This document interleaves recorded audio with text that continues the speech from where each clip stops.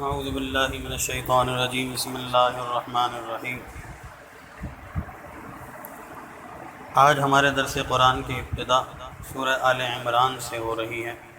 تیسرے پارے کی یہ صورت ہے اور سورہ آل عمران مدنی صورت ہے جو آپ علیہ السلام کے مدینہ طیبہ ہجرت کرنے کے بعد نازل ہوئی۔ اس میں 200 آیتیں ہیں اور 20 رکوع ہیں۔ اس صورت کا نام آل عمران یعنی حضرت عمران علیہ السلام جو کہ مریم علیہ السلام کے والد تھے ان کے خاندان کا تذکرہ ہے، اسی نسبت سے اس صورت کا نام سورہ آل عمران رکھا۔ آل کہتے ہیں خاندان کو۔ الف لام میم، اس صورت کا شروع میں حروف مقطعات کو لائے۔ الف لام اور میم یہ حروف مقطعات ہیں، جدا جدا پڑھے جاتے ہیں۔ ان کے معنی اللہ تعالیٰ ہی جانتے ہیں، کسی کو معلوم نہیں۔ اللہ لا الہ الا ہو الحی القیوم، اللہ وہی ہے، اس کے سوا کوئی معبود نہیں، وہ زندہ ہے اور قائم ہے۔ نزل علیک الکتاب بالحق، اس نے کتاب کو آپ کے اوپر حق کے ساتھ نازل کیا۔ مصدقا لما بین یدیہ، اور یہ ایسی کتاب ہے جو اپنے سے پہلے اور بعد والی کتابوں کی جو ان سے پہلے آیتیں نازل ہوئی ہیں اور کتابیں نازل ہوئی ان کی تصدیق کرنے والی ہیں۔ انزل التوراۃ والانجیل، اسی اللہ نے تورات کو بھی نازل کیا اور انجیل کو بھی نازل کیا۔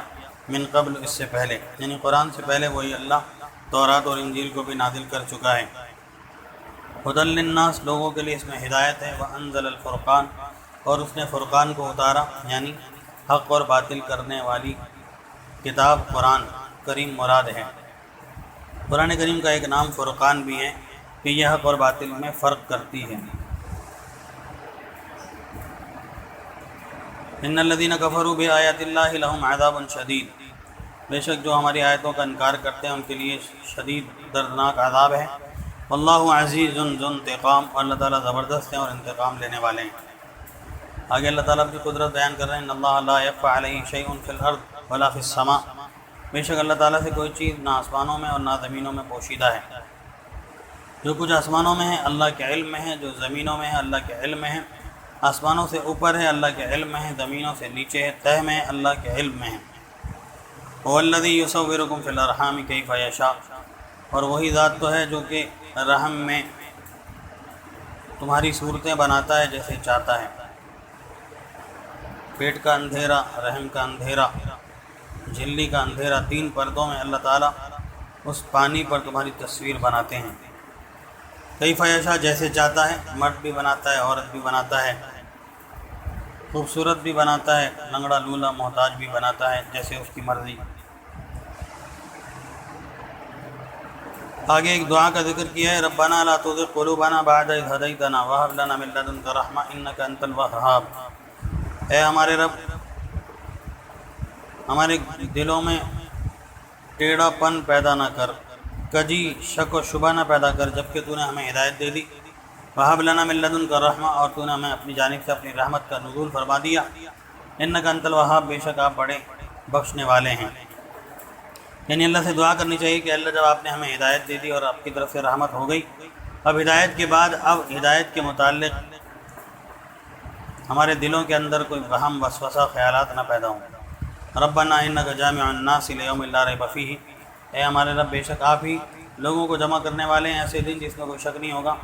ان اللہ لا یخلف الميعاد، اور اللہ تعالیٰ اپنے وعدے کے خلاف نہیں کرتا، اس کا وعدہ پکا ہے، سچا ہے، وہ ایک نہ ایک دن لوگوں کو جمع کرے گا اور ان سے حساب لے گا۔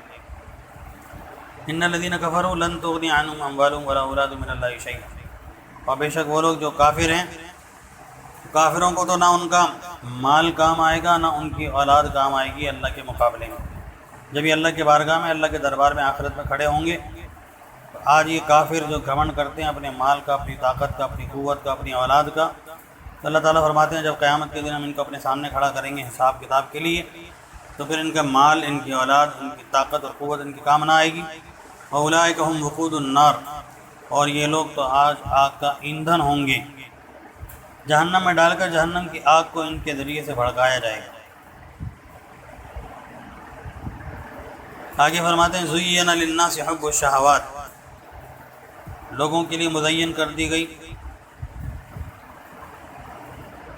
چیزوں کی محبت، من النساء عورتوں کی محبت، والبنین بچوں کی اولاد کی محبت، والقناطیر خزانوں کی محبت، مال مقنطرہ جو کہ جمع کیا گیا ہے، من الذهب والفضہ سونا چاندی، والخیل المسومہ نشان زدہ گھوڑے یا قیمتی سواریاں، والانعام والحرث چوپائے اور کھیتیاں۔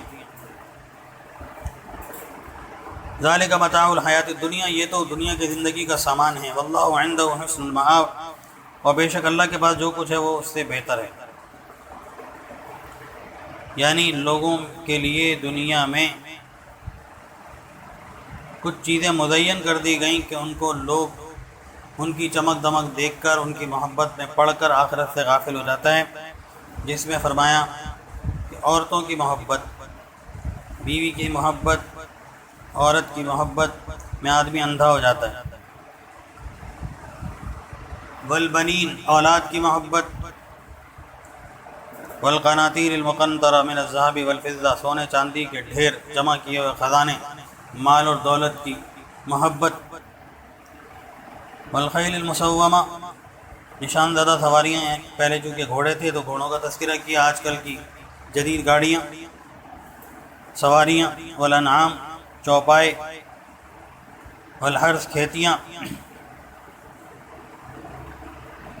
ان چیزوں سے محبت ایک حد تک تو جائز ہے، بیوی سے بھی محبت کی جائے، حسن سلوک کیا جائے، نرمی سے پیش آیا جائے، اپنی جگہ پر ہے، اولاد سے بھی محبت کی جائے،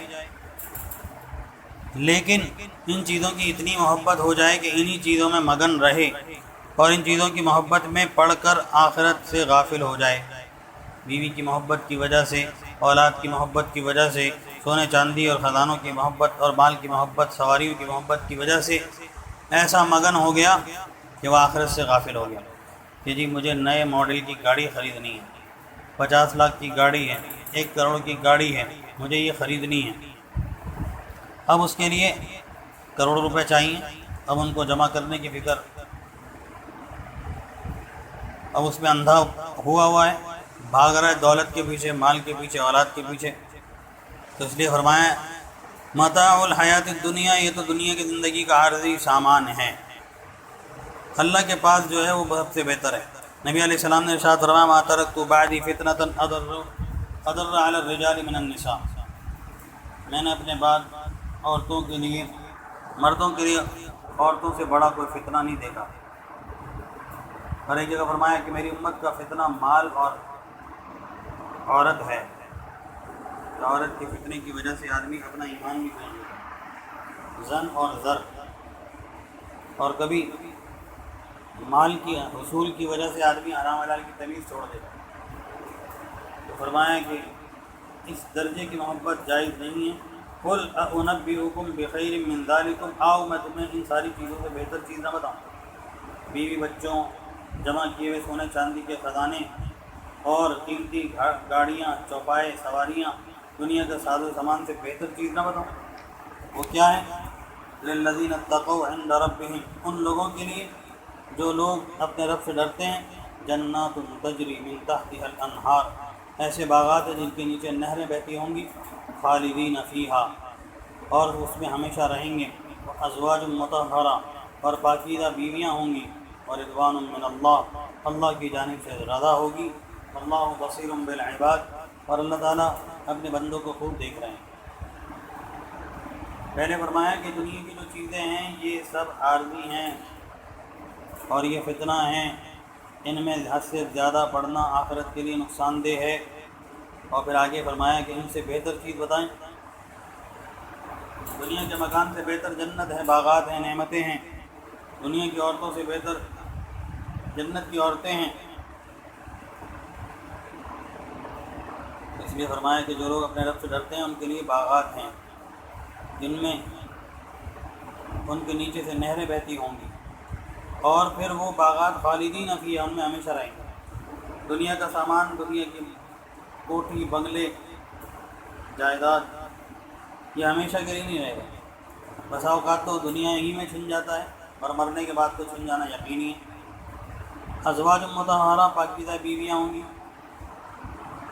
دنیا کی عورت بسا اوقات دھوکہ بھی دے جاتی ہے، بسا اوقات ساتھ چھوڑ جاتی ہے، لیکن آخرت کی جو عورت ہوگی وہ پاکیزہ ہوگی۔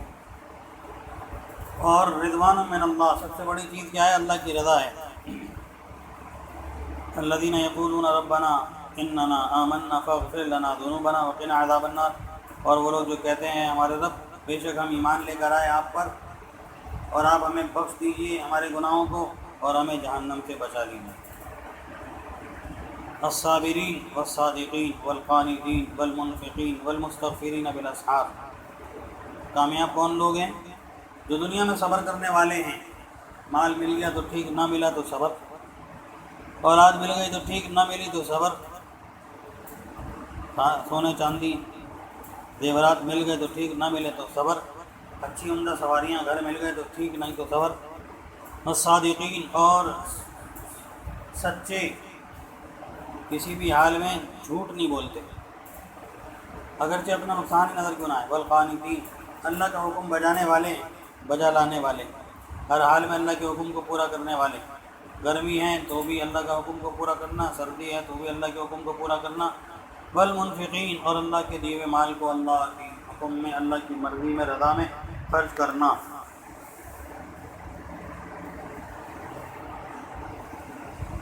والمستغفرین، اور ان ساری کاموں کو کرنے کے بعد بھی اللہ سے استغفار کرتے رہیں، صبر بھی کرے، سچ بھی بولتا رہے، اللہ کا حکم بھی بجا لاتا رہے، اور اپنے مال کو خرچ بھی کرتا رہے، اس کے بعد اللہ سے معافی بھی مانگتا رہے۔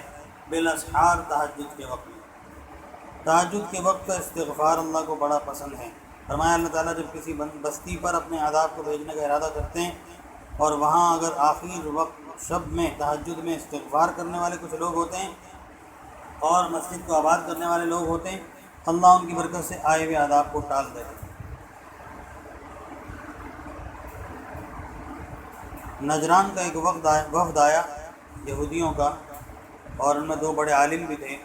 انہوں نے مدینہ میں حاضر ہو کر حضور صلی اللہ علیہ وسلم سے ایک سوال کیا کہ اللہ کے رسول آپ یہ بتائیے کہ قرآن کریم میں سب سے بڑی گواہی کون سی ہے؟ یہودیوں کے بڑے عالم حضور سے پوچھ رہے ہیں آپ کے قرآن میں، آپ کی کتاب میں سب سے بڑی گواہی کون سی ہے؟ آپ علیہ السلام خاموش ہو گئے۔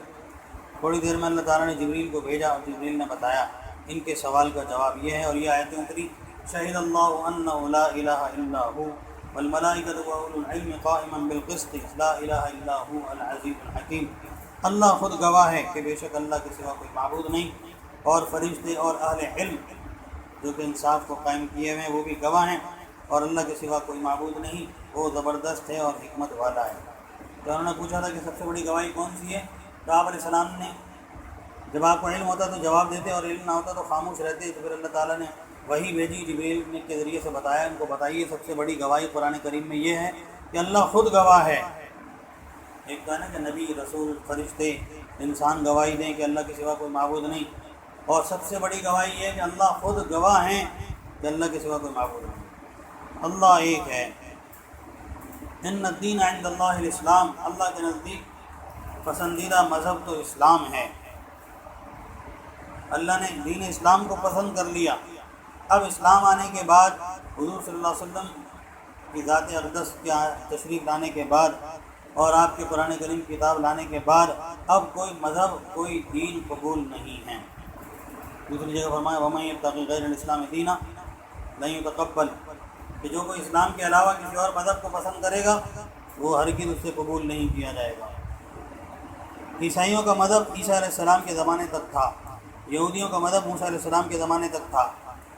اب عیسیٰ علیہ السلام کا زمانہ گزر گیا، موسیٰ علیہ السلام کا زمانہ گزر گیا، اب یہ تو امام الانبیاء صلی اللہ علیہ وسلم کا زمانہ ہے، اور آپ کا زمانہ قیامت تک چلے گا، آپ کی نبوت قیامت تک چلے گی، آپ کا معجزہ قرآن قیامت تک چلے گا، تو لہٰذا آپ کا دین، آپ کا اسلام، آپ کی شریعت، آپ کا مذہب بھی قیامت تک چلے گا، اور قیامت تک سارے انسانوں کی کامیابی دین اسلام کو بجا لانے میں ہے، ماننے میں ہے۔ اس وقت یہودیت کی گنجائش نہیں ہے، عیسائیت کی گنجائش نہیں ہے۔ وہ یہ کہے کہ وہ بھی تو آسمانی مذہب پر ایمان لاتے ہیں، آسمانی کتابوں پر ایمان لاتے ہیں، ٹھیک ہے، لیکن حضور صلی اللہ علیہ وسلم کی نبوت اور شریعت آنے کے بعد اب عیسائیت ختم، یہودیت ختم، اب یہودیت نہیں چلے گی، عیسائیت نہیں چلے گی، اب قیامت تک نبی علیہ السلام کا لایا ہوا دین چلے گا۔ ایک مرتبہ آپ علیہ السلام نے دیکھا کہ حضرت عمر رضی اللہ تعالیٰ عنہ کے ہاتھ میں کوئی کتاب ہے۔ آپ نے فرمایا عمر کیا پڑھتے ہو؟ عمر رضی اللہ عنہ نے فرمایا کہ غالباً یہودی یا عیسائیوں کی کوئی کتاب ہے وہ پڑھ رہا ہوں۔ آپ کا چہرہ انور غصے کے ہمارے سرخ ہو گیا، اور آپ نے فرمایا کہ اس کا مفہوم ہے کہ دین اسلام اور قرآن کے آنے کے بعد اب کسی دین اور مذہب کی کتاب کی اور کسی دین مذہب کی ضرورت نہیں رہی۔ اور آپ نے فرمایا جس کی کتاب تم پڑھ رہے ہو اگر وہ نبی بھی اس وقت آ جائے دنیا میں تو بھی اس کی نبوت نہیں چلے گی میری نبوت کے بعد۔ عیسیٰ علیہ السلام جو تشریف لائیں گے قرب قیامت میں تو وہ بھی آپ کی امتی ہونے کی حیثیت سے تشریف لائیں گے۔ اللہ نے کتنا بڑا دین دیا، کتنا بڑا اسلام دیا، مذہب دیا۔ آج ہم اپنے اسلام اور مذہب کو چھوڑ کر دوسرے دین کی باتیں کرتے ہیں۔ اپنا دین پتہ نہیں ہے، اپنا مذہب پتہ نہیں ہے، دوسروں کے مذہب پڑھ رہے ہیں۔ دین اسلام تو پڑھیں، کتنا زبردست دین ہے۔ حضرت ابو ایوب انصاری رضی اللہ تعالیٰ عنہ سے روایت ہے کہ آپ علیہ السلام نے ارشاد فرمایا جو شخص فرض نماز کے بعد آیت الکرسی پڑھے اور اس کے بعد یہ آیت پڑھے شہید اللہ انہ لا الہ الا ہو والملائکۃ واولو العلم قائما بالقسط لا الہ الا هو العلی الحکیم، اور اس کے بعد اگلی 26ویں آیت پڑھے اسی صورت کی قل اللہم مالک الملک تؤتی الملک من تشاء وتنزع الملک ممن تشاء وتعز من تشاء وتذل من تشاء بیدک الخیر انک علی کل شیء قدیر۔